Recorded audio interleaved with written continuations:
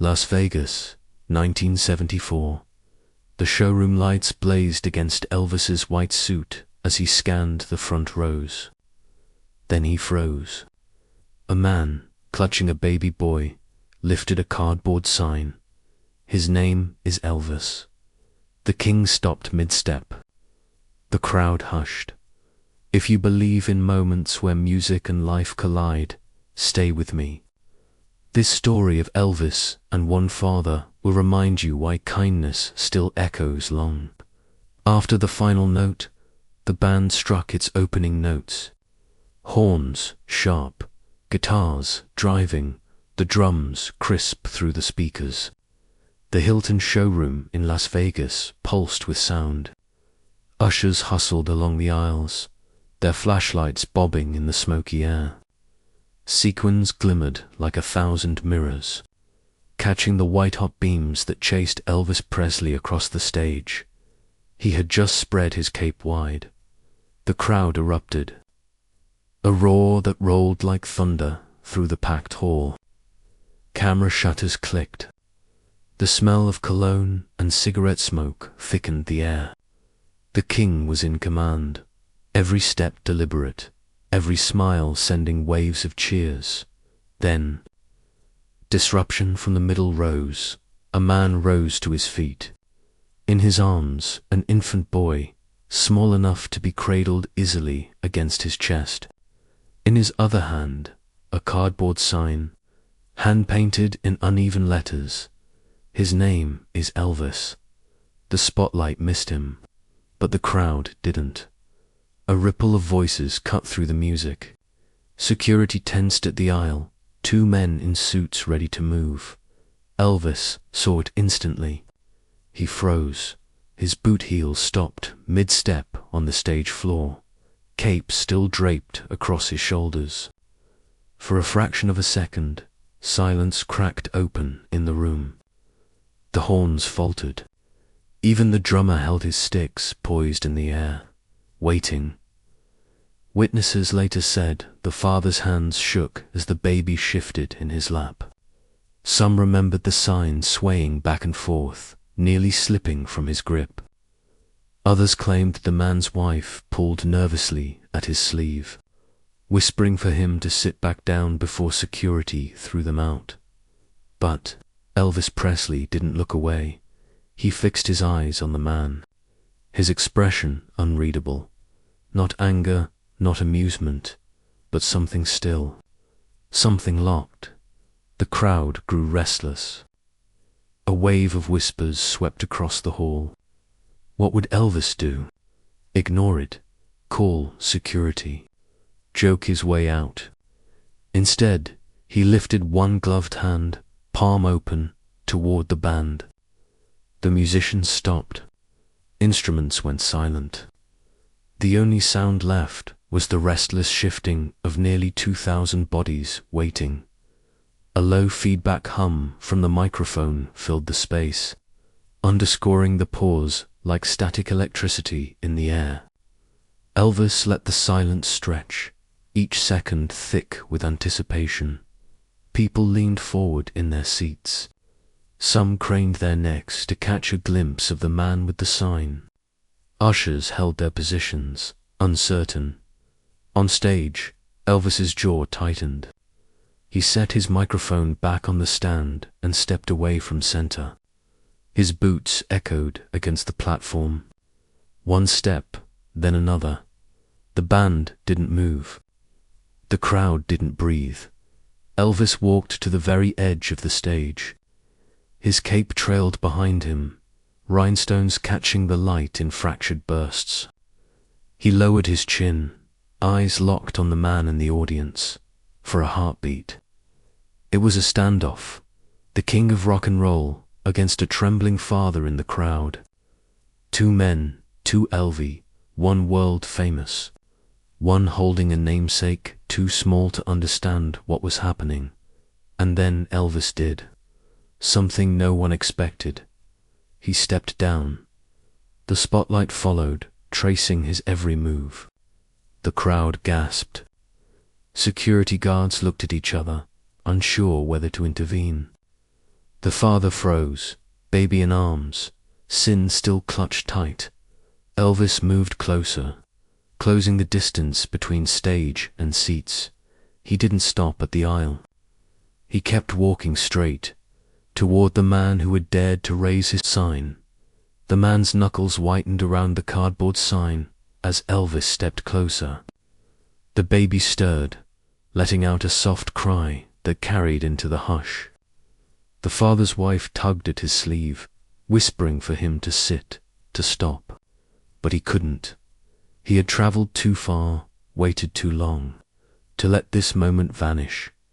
His story began hundreds of miles away, in a modest town outside Memphis.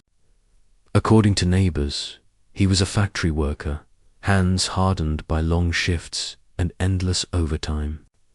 The family lived simply, paycheck to paycheck. But when the baby was born, the father insisted on one thing. The boy would carry a name that symbolized hope. Elvis, he said, against every raised eyebrow. For months, he saved coins in a jar, folded bills into a coffee tin. Every dollar meant for one purpose, to take his infant son to see the man behind the name. His wife thought it was impossible, but night after night, he whispered, one day, he'll know. That night in Las Vegas, all of it hung in the balance. The Hilton showroom pulsed with tension. Security men moved closer down the aisle, muttering into radios. The father felt the weight of their stares, the risk of being thrown out. His chest tightened. He adjusted the baby's little blue cap, brushing hair from the boy's forehead. "Easy, son," he whispered, rocking gently. The baby cooed and blinked at the flashing lights above Dot. Then came a sound, the scrape of polished boots against the showroom floor. Elvis Presley, rhinestones glittering like fire, was walking straight toward him. The father's pulse pounded in his ears. He remembered his wife's words in the car before the show. What if he never notices? What if it's all for nothing? He had no answer then. But now, Elvis was only steps away. Witnesses said the wife's breath caught, her voice barely a whisper. He's coming this way. Her hand clutched her husband's arm, trembling. The sign wavered in his grip, almost slipping to the ground. Elvis slowed as he reached the row. The spotlight angled hard, cutting shadows across the stunned faces of the crowd. The king leaned forward, peering at the baby with a softness that contradicted his towering stage presence. In that instant, the father caught the detail no one else noticed. Elvis's eyes, not the distant gaze of a star above the crowd, but the focus of a man zeroed in on one thing only, the child in his arms. Elvis lowered his microphone to his side. He reached out, not quite touching yet. His silk scarf brushed against the baby's cheek. The fabric shifted with the movement, faintly scented with cologne and stage sweat. The baby blinked, tiny hand reaching instinctively, brushing the fringe.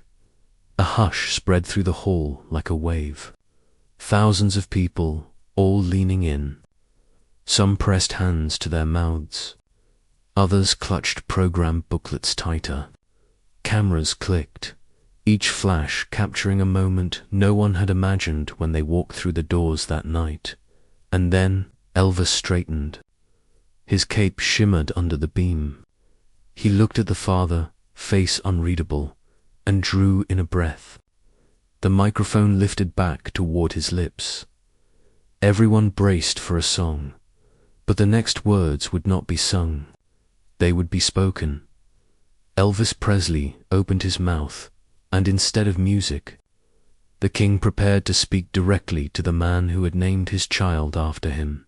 The microphone hovered inches from Elvis Presley's lips, its silver head gleaming beneath the lights.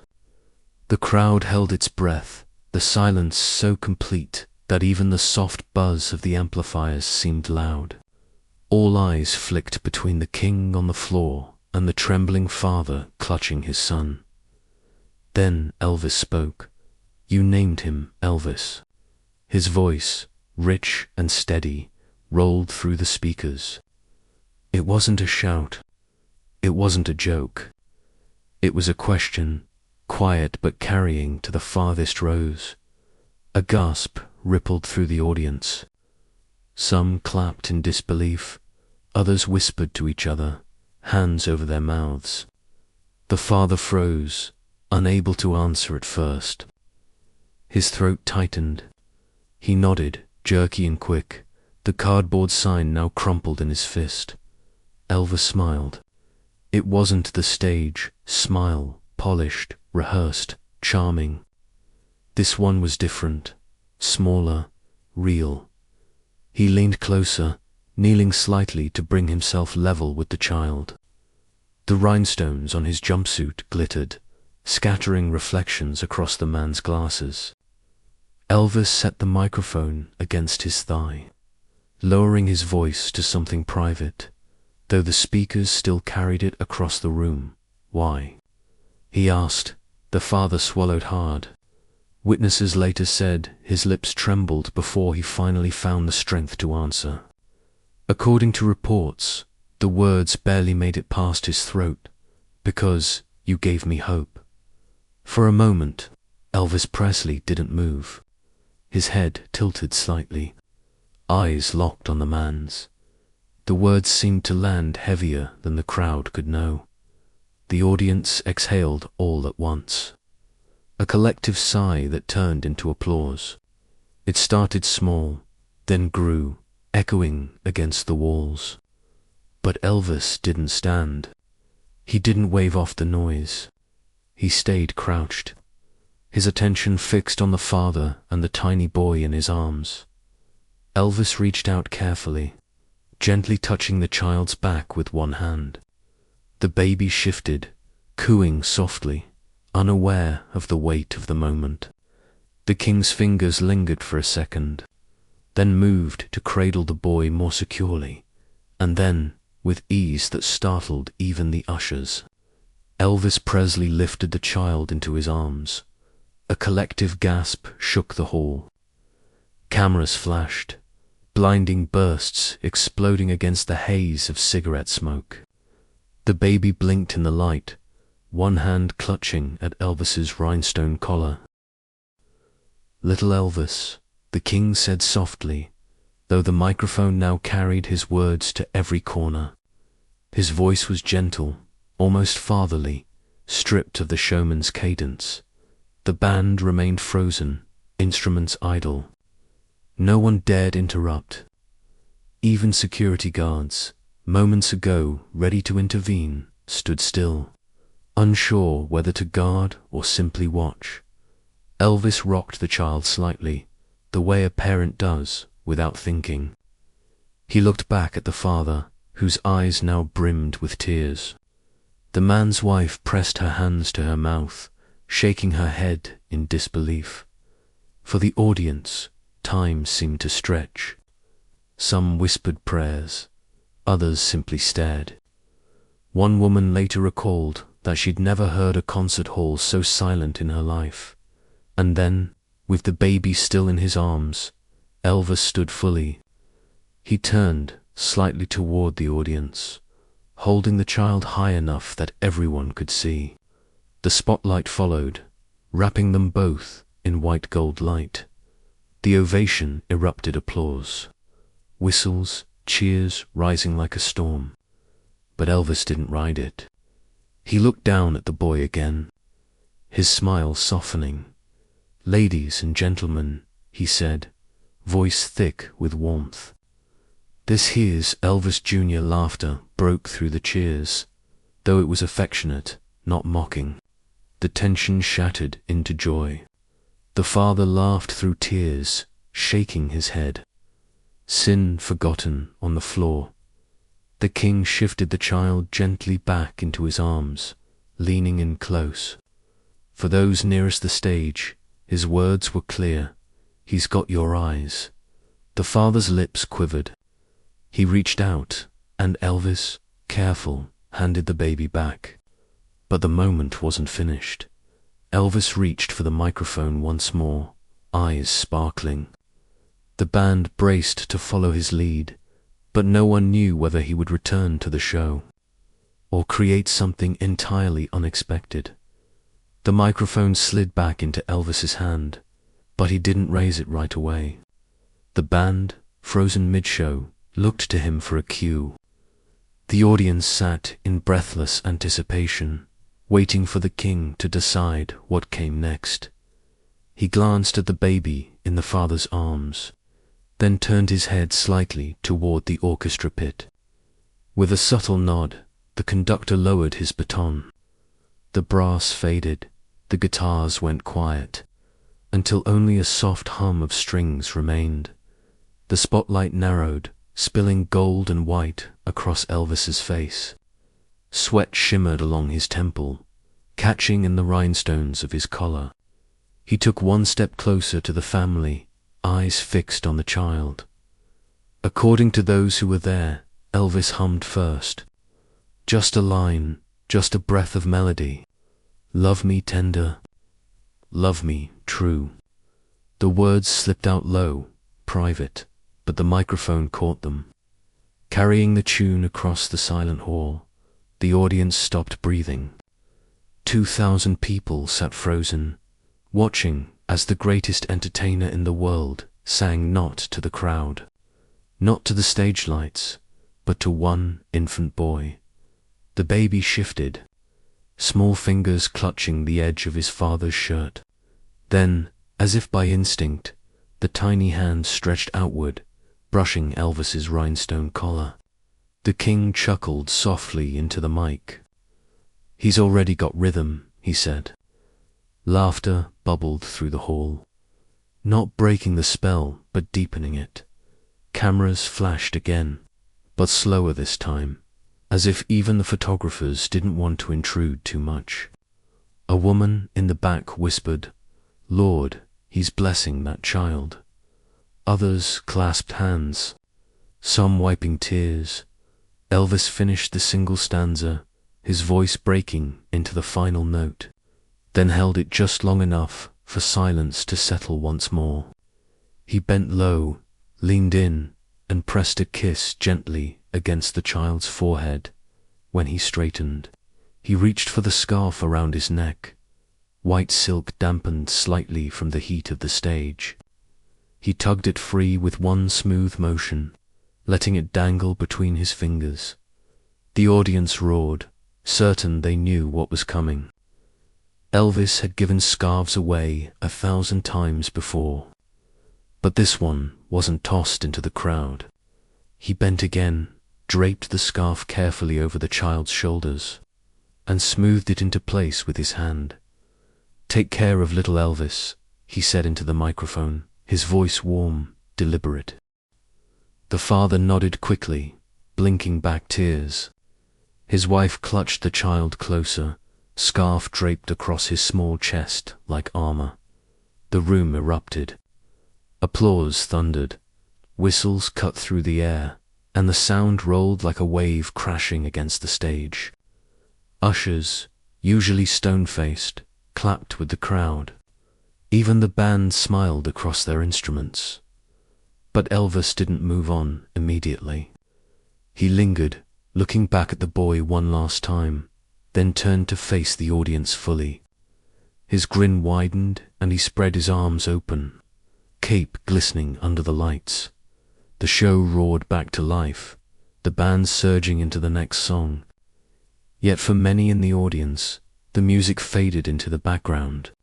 Their eyes stayed on the family in the center row, baby in arms, scarf glowing white against tiny shoulders. Some would later say they barely remembered which songs Elvis performed that night. What they remembered was the silence, the scarf, and the king lowering himself to honor a child.